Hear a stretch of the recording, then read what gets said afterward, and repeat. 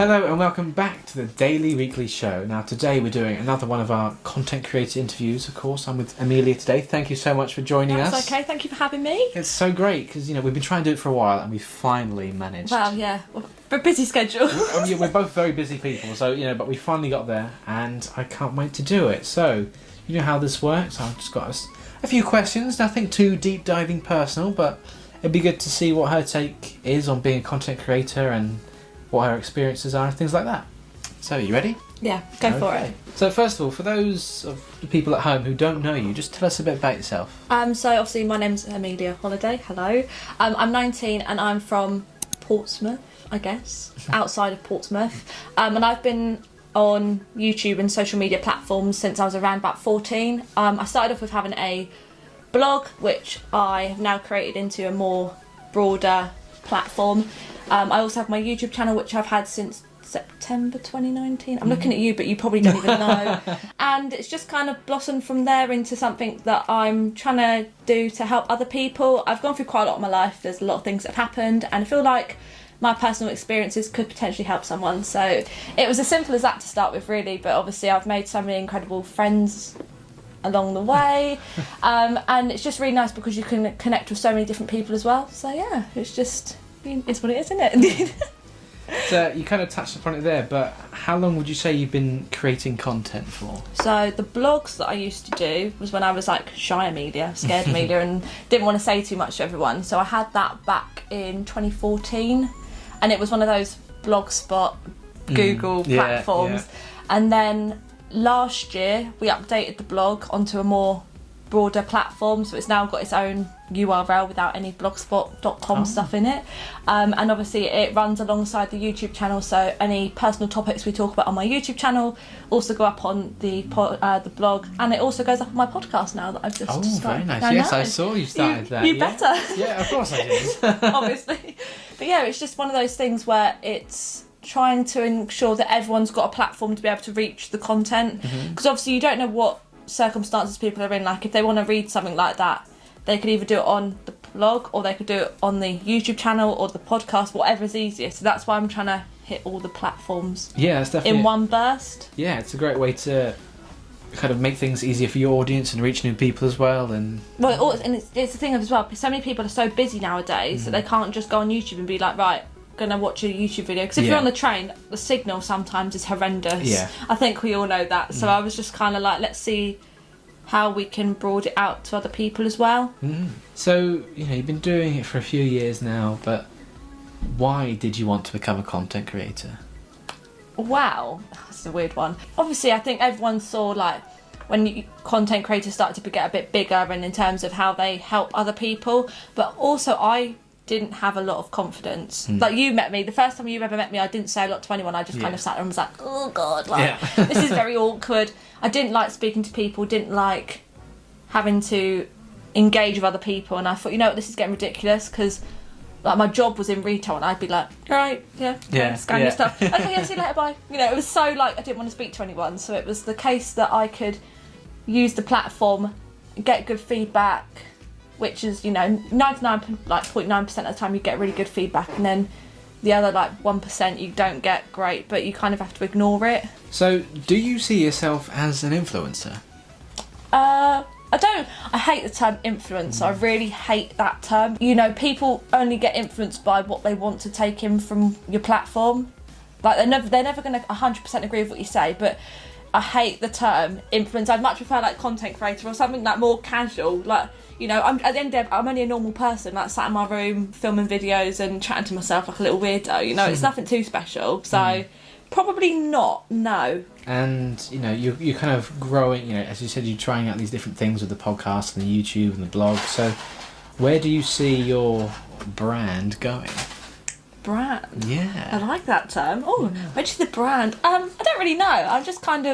I'm a bit of a free spirit. We were having this conversation before we started. I am the worst person at uploading content. My content levels go from being really good to dipping to one video every 2 months, maybe 3 months, 4 months, you name it. So I don't know. At the moment, we're just kind of plodding along, seeing how things go. Obviously, a big part of my thing as well is obviously I work and do YouTube videos on the side. So it's finding the balance between the two, which, as we all know, it's very difficult, especially when you just can't be bothered. Like, I have those days where I'm just so like in a mood. I'm like, I can't be bothered. Like, you're gonna tell like I've like swallowed a wasp or something, and I'm just not gonna look very happy.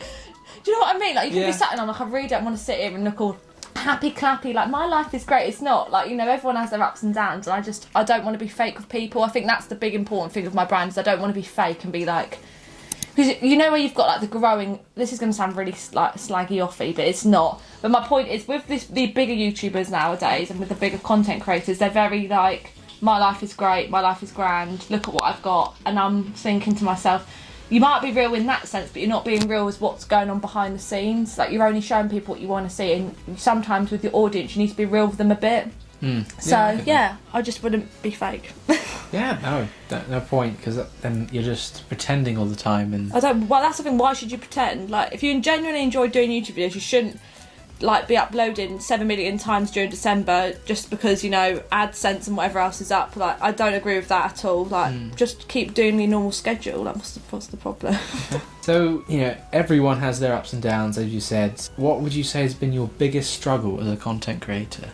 Ooh. I mean, obviously the initial starting and telling people that you do YouTube stuff can be quite difficult, because people are very judgmental nowadays. Like, for me, when I started, I remember telling people, and they were like, you'd get like snooty looks, being like, well, why are you doing that for then? Why are you doing that? And I'm like, because that's what I want to do.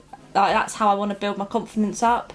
But I think the thing nowadays is, because the channel's, obviously it's got its followings, it's got the people who want to see the content week on week, it doesn't always mean that the grass is greener on my side of the, you know, on my side of the bridge. Like, people do still obviously make comments and say things about the lack of content, or the fact that I obviously only post when I want to, or I sometimes get not really nice comments about the fact that I'm a tryhard. That's always a nice one. And I'm just there like, okay, if that's what you think.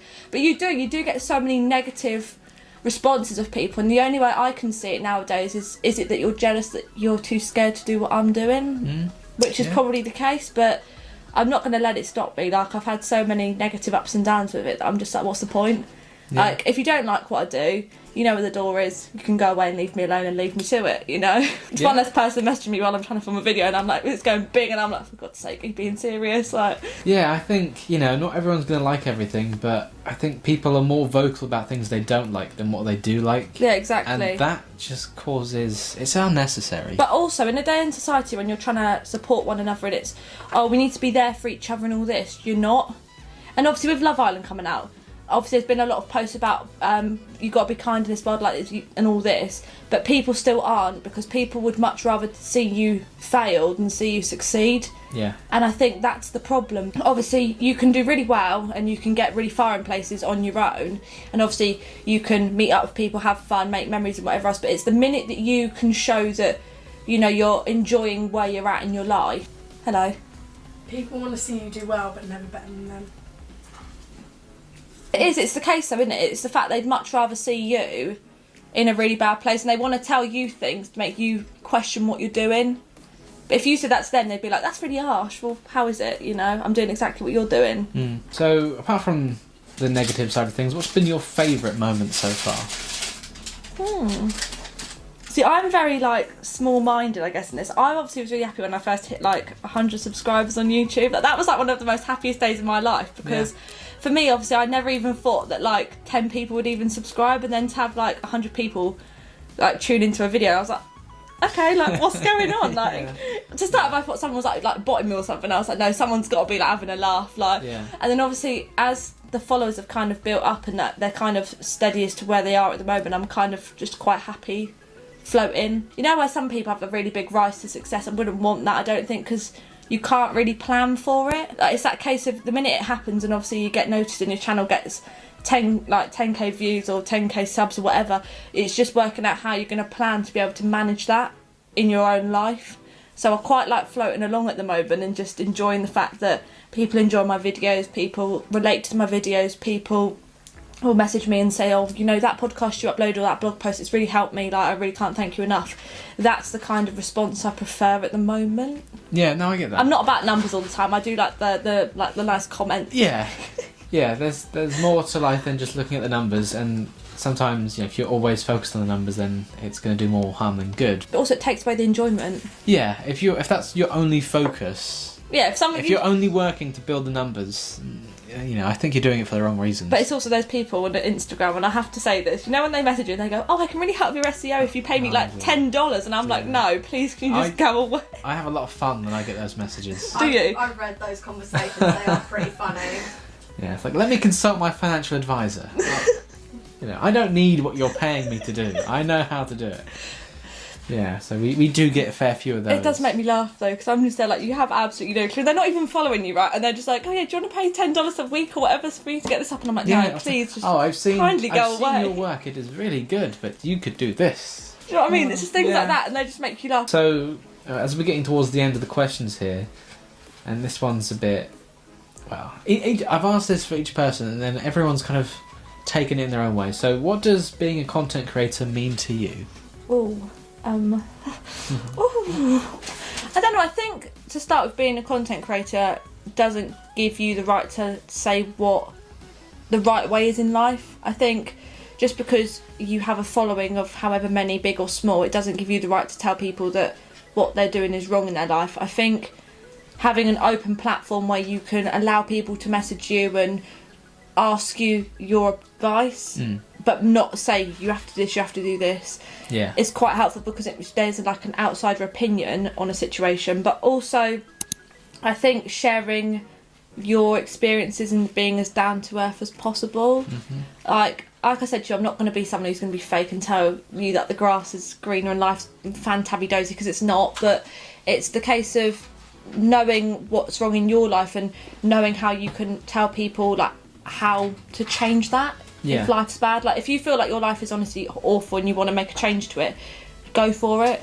And it's all about showing people that you can change your life no matter how big or small it was. 2 years ago I was working in Clinton's in a card shop for 4 hours a week, and now I'm working a full-time job and I've got my YouTube channel and I'm still enjoying my life and having fun and, you know, doing all this crazy stuff in between. So it's completely up to everyone what they want to take from it, but you know, it's just the fact that you enjoy what you do. No matter what, no matter the highs, the lows, the negative comments, you just enjoy it. You say make relevant content, but everyone's idea of relevant content these days is absolutely like mad. I mean, the Chubby Bunny Challenge was still a thing back in 2015, you know. Yeah. But it's one of those things where it's just being as realistic to you and being you.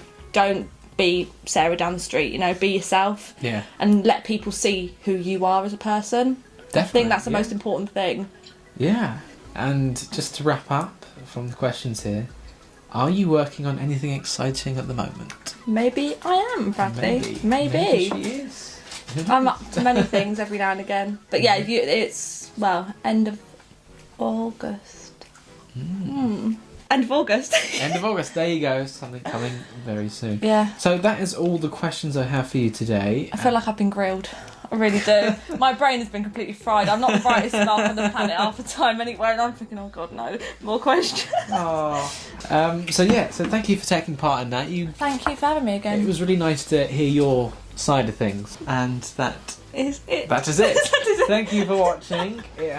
Make sure to check out all of Amelia's stuff. All the links will be in the description below, and if you did enjoy it, why not like and subscribe? Thank you and goodbye. Bye.